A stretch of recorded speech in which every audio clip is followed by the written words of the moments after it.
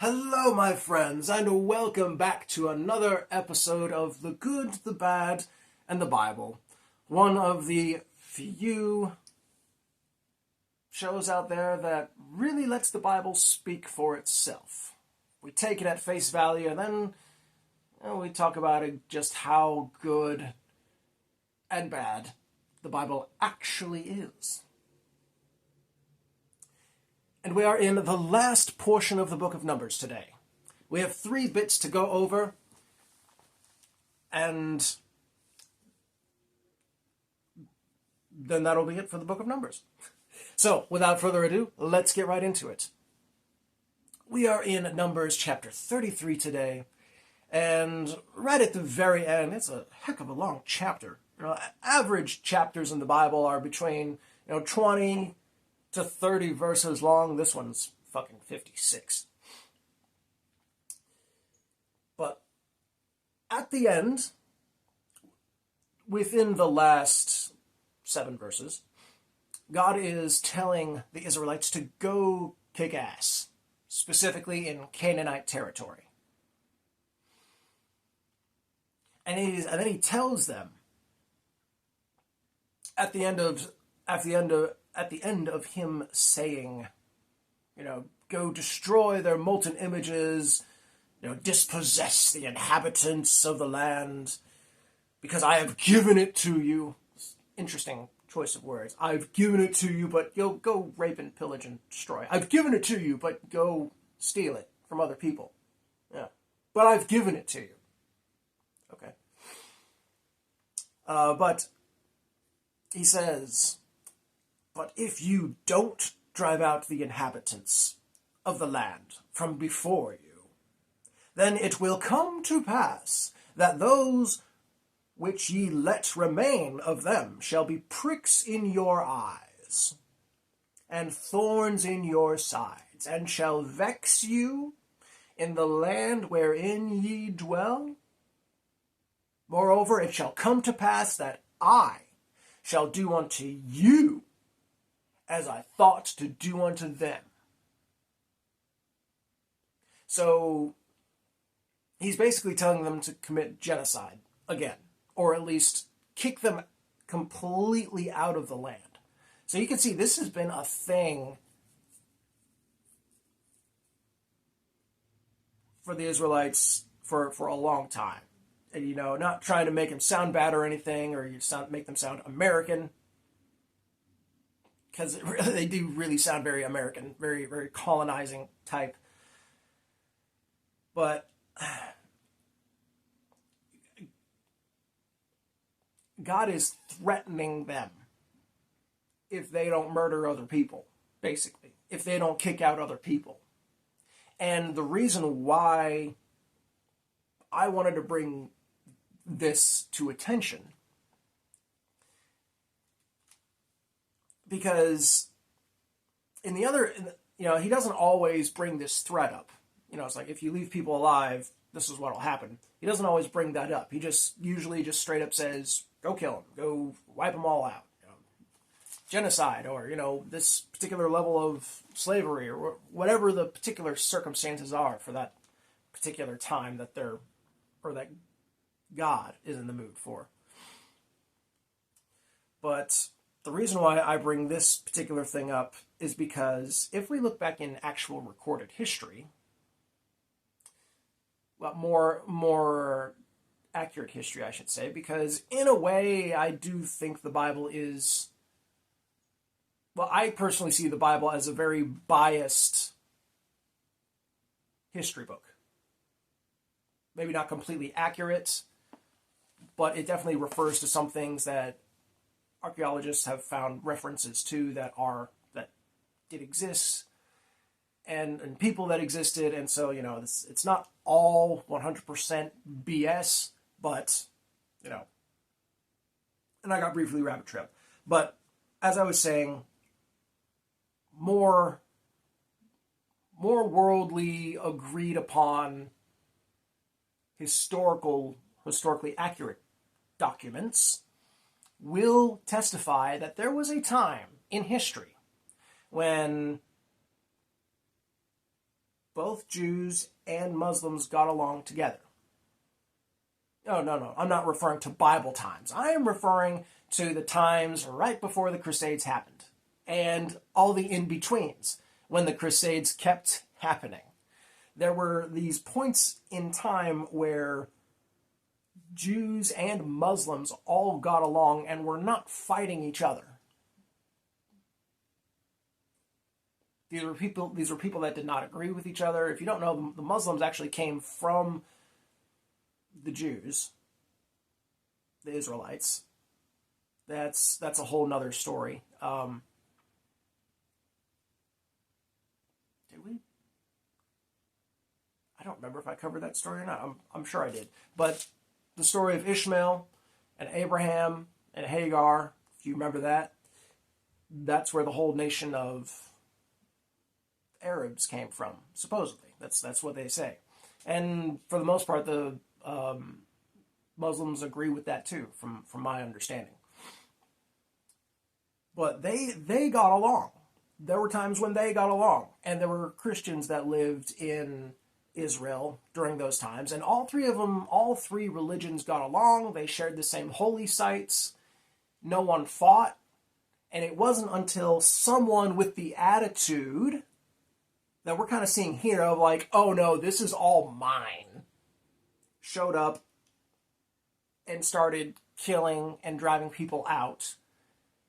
And so I bring this little bit up here to say it's very much so evident that the religion itself has nothing to do with whether or not people get along.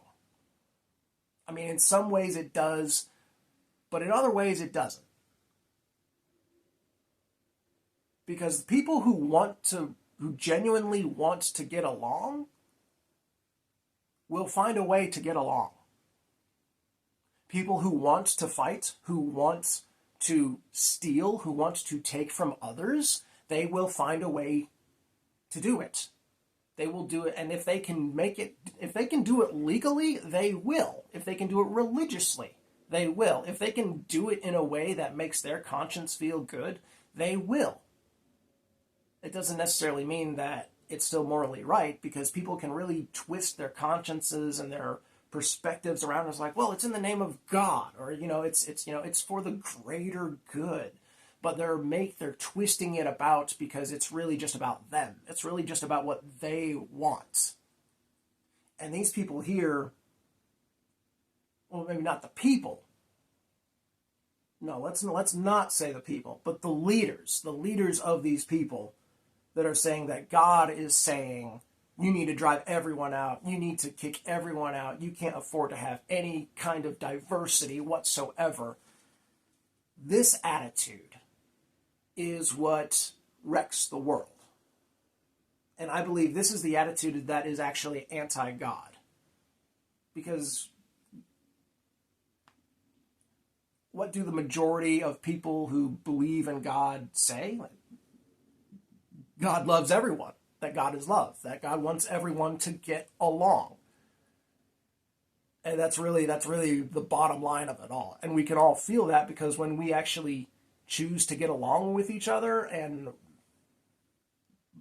actually work to get along and to be friends and to make peace, things work out so much better. Not even just for the whole world, but for our personal gain and healing and everything. Like, literally, to help the world is to literally help ourselves. It's that simple. But people don't want to realize that. And so people will use religion and government to say, well, no, we can't afford any kind of diversity. So, in order to get as much as I can get, let's cut friendships off, let's cut alliances off, let's just make it all about our God, our religion, our way of perspective, and not make any room for diversity.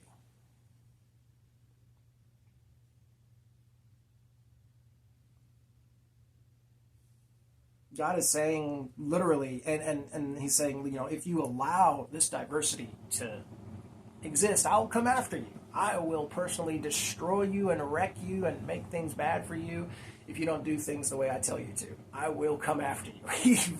He really makes it a point to threaten Israel right before he tells them to go rape and pillage and destroy. It's like, I will rape and pillage you if you don't rape and pillage other people. Like, wow, what a loving, understanding God we have in this deity of Yahweh. Or maybe not.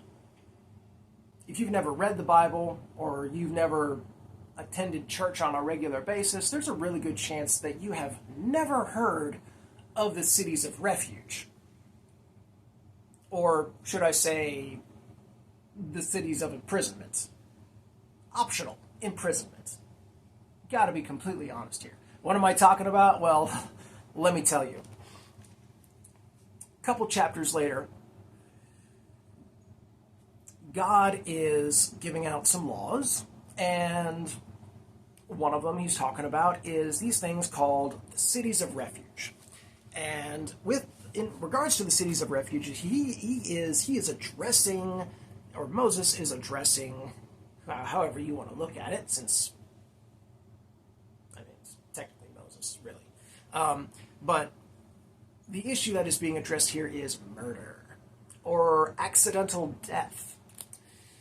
And so God says, okay, I want you to build these, or have these designated cities of refuge for these death events that occur. If someone gets killed, then the person who does the killing goes to these cities for safety. Why is that? Well, that is because the relatives of the person who died can come after the person who did the killing.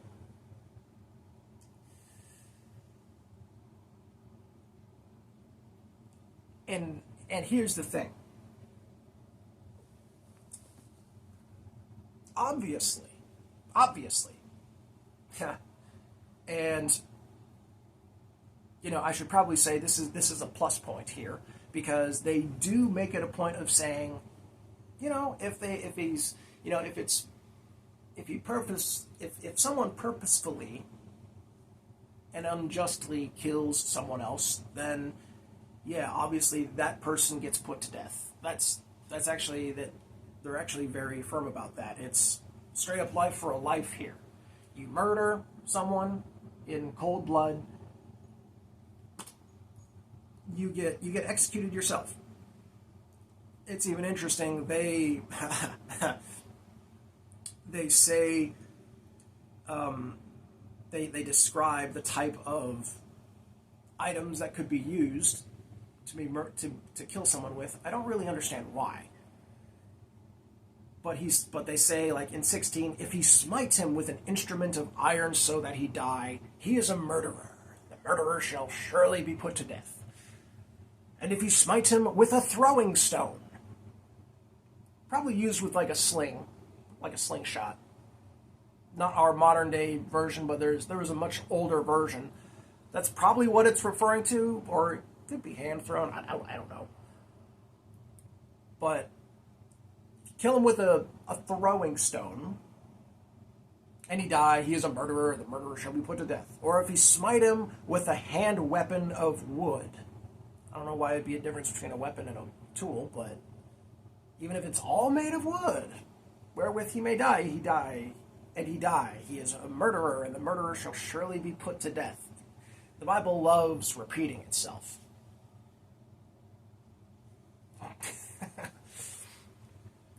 But here's where it gets weird, because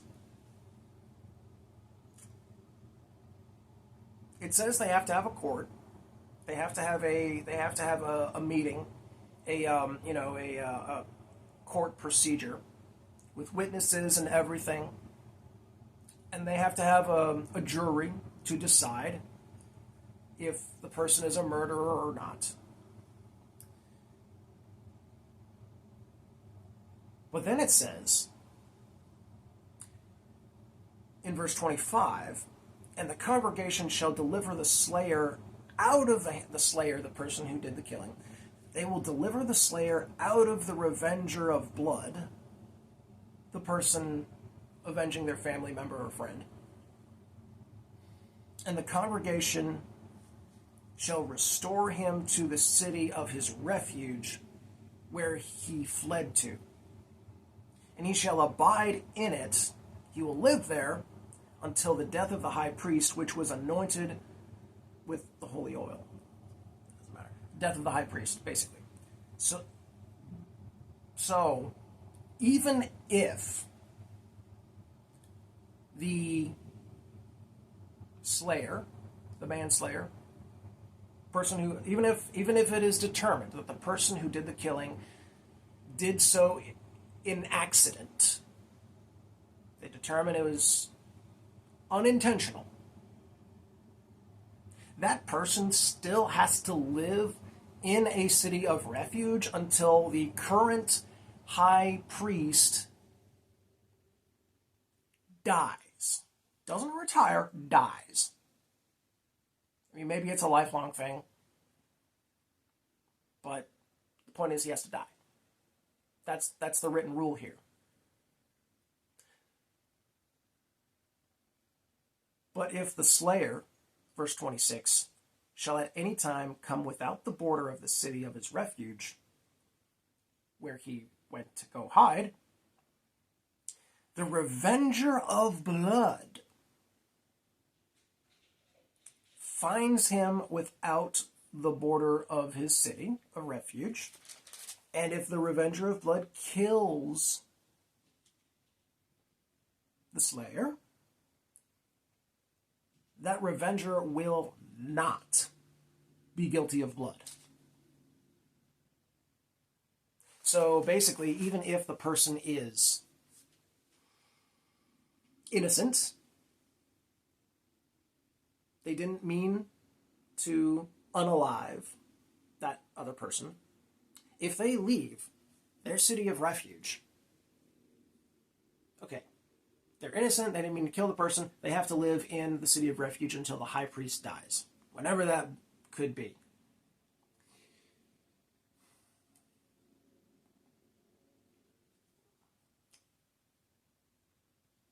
And in addition to that, because if they leave, even though they're innocent, they are basically imprisoned in the original city of refuge that they went to go hide in. If they leave, despite being innocent, despite it being an accident, if the person's relatives, friends, want revenge, the person's friends and relatives of the person that was killed, if they want revenge, all they have to do is camp outside that city and wait for that person to leave. And then they can have revenge and kill that person with no repercussions from the law. Why? Verse 28. Because he should have remained in the city of his refuge until the death of the high priest. Duh. But after the death of the high priest, the slayer shall return into the land of his possession.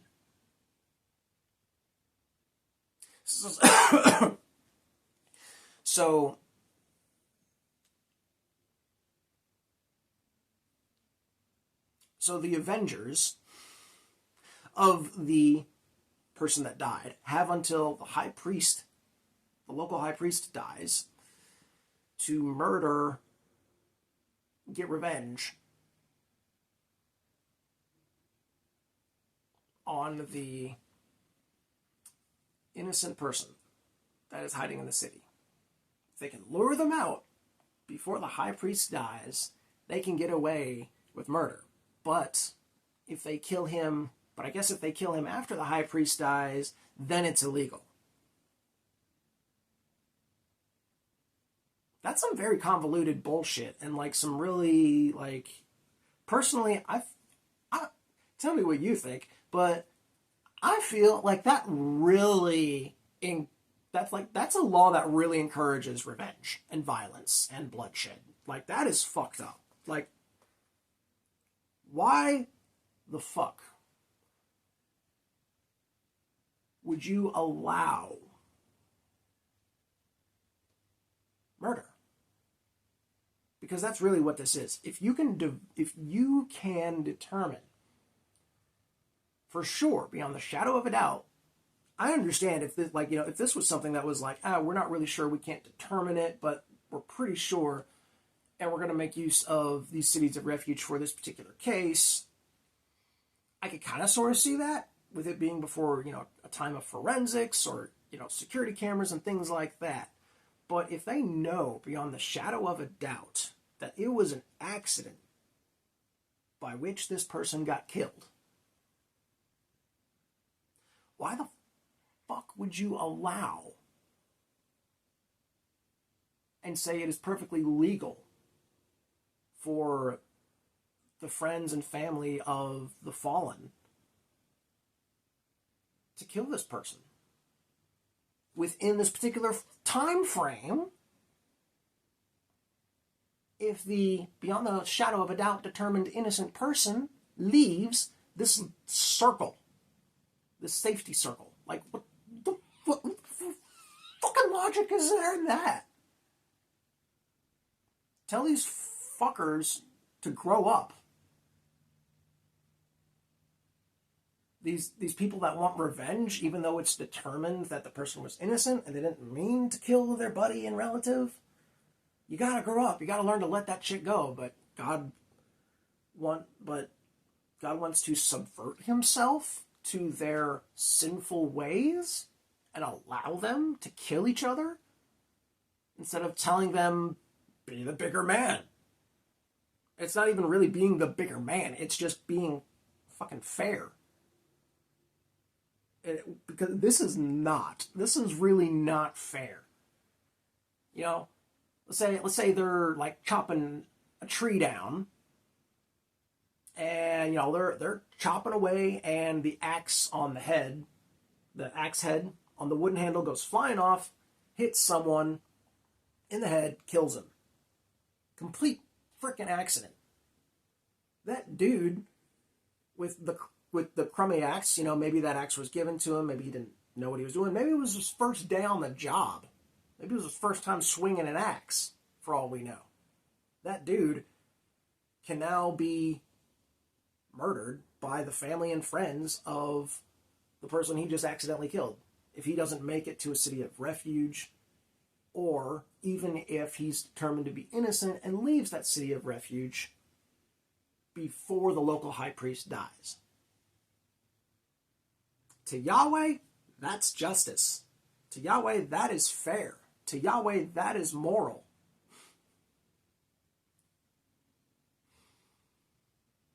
Yeah. And let's look at one more fun little cherry on top. Don't worry, it's not so violent. It's just kind of sort of about keeping it in the family. Now, I can't quite remember how much detail I got into it when talking about it, but there was a story a little while back, and it was kind of on the positive side, believe it or not, of the rules that God was writing for the children of Israel. And it was these women that came to Moses and asked him for an inheritance because leading men in their family had died.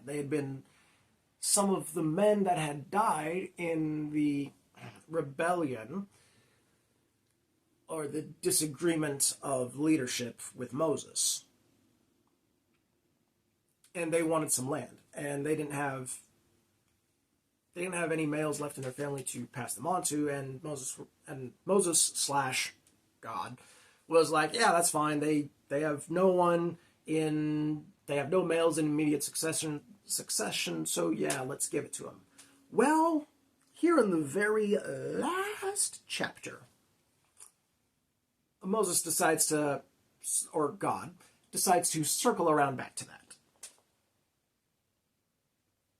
And says something kind of interesting here. He says,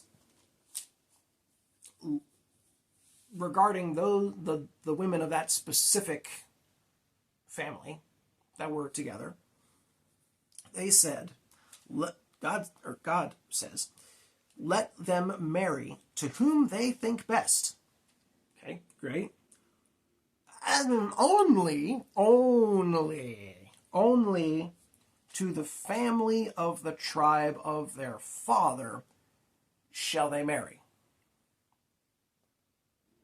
Basically, only their distant and nearby cousins. So shall not the inheritance of the children of Israel remove from tribe to tribe. For every one of the children of Israel shall keep himself in the inheritance of the tribe of his fathers. And every daughter that possesseth an inheritance in any tribe of the children of Israel shall be wife unto one of the family of the tribe of her father, that the children of Israel may enjoy, every man, the inheritance of his fathers. Neither shall the inheritance remove from one tribe to another, but every one of the tribes of the children of Israel shall keep himself to his own inheritance. So this isn't to say that no woman ever could never marry outside their tribe in Israel, just the ones with land. Just the ones who just so happened to somehow own property. They had to marry their relatives. Now, okay, to be fair, it's not the closest, and it's quite possibly that they have enough large of a gene pool to where it's okay if they're, if they go past a certain generation of breeding of relatives. But it's kind of weird because, like, why? Like, why is God so OCD about this? Like, they already can't marry outside of the nation. Then again, okay, I guess to a degree it kind of makes sense because they maybe, okay, I mean, incest is still not okay, but I'm seeing what they're doing with the property here, though. It's making sure that all of the land of Israel doesn't somehow accidentally end up in, or purposefully, end up in one family, or in, like, belonging to all of one family, or several families, and making it, just like 3 or 4 families owning all of Israel. So, to a degree, sort of makes sense, but it seems like they could just, give their land to someone else. I'm not seeing that being mentioned as an option here.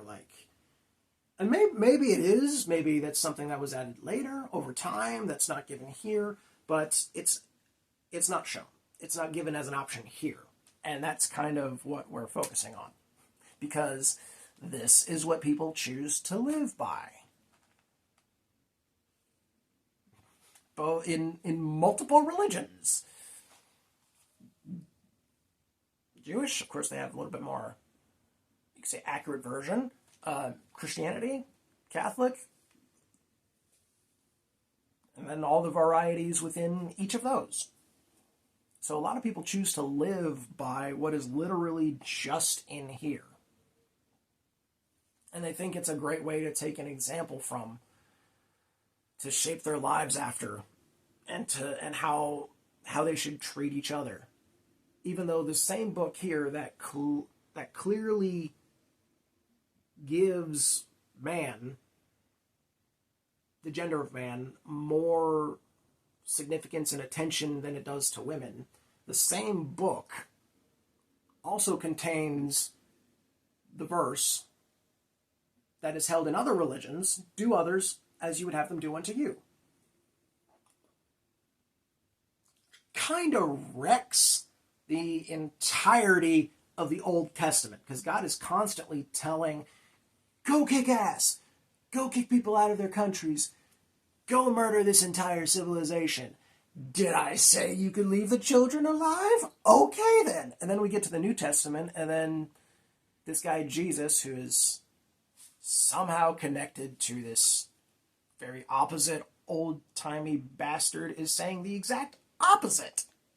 Like, no, just, hey, how do you want to be treated? Treat them like that. Plain and simple. But people want to make it complicated. People want to marry the two. They don't get along.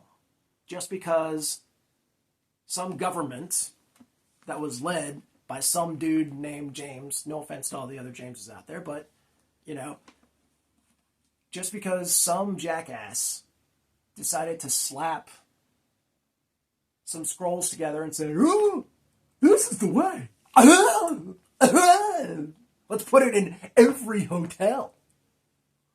That'll make people think that it's the ultimate book, that it's the number one.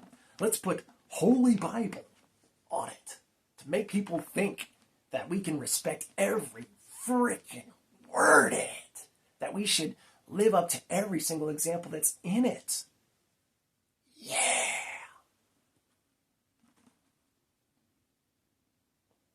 Nah. I say nah.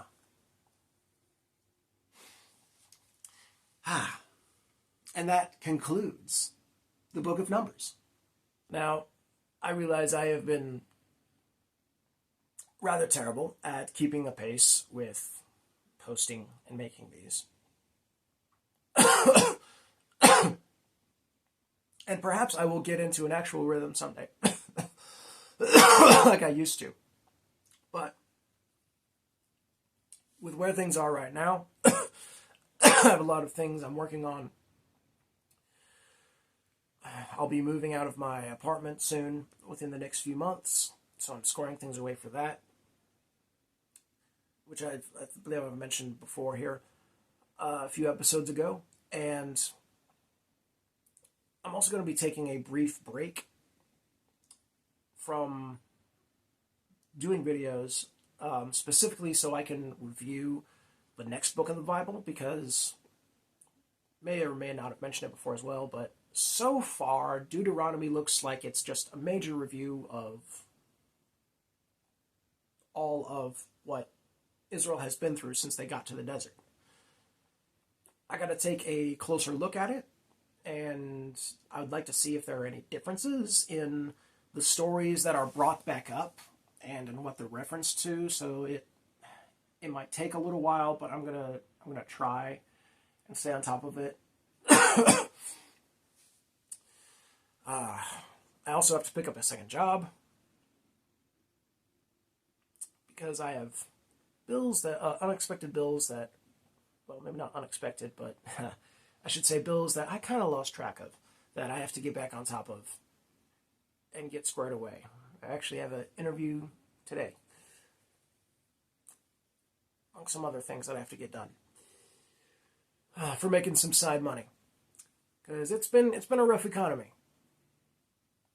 It has definitely been a rough economy this past year, but I am very excited with how things are gonna go moving forward. I should definitely be able to get Deuteronomy done before I move out of my apartment. There definitely won't be as many videos for the book of Deuteronomy as there were in the previous chapters just because of all the review that it does for itself. So thankfully that'll be nice and easy. Oh boy.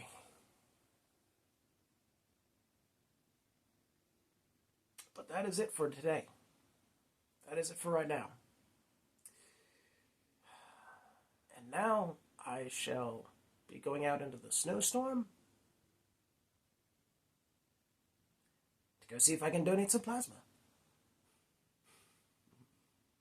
You guys have a good one. Stay safe, and until next time, my friends, farewell.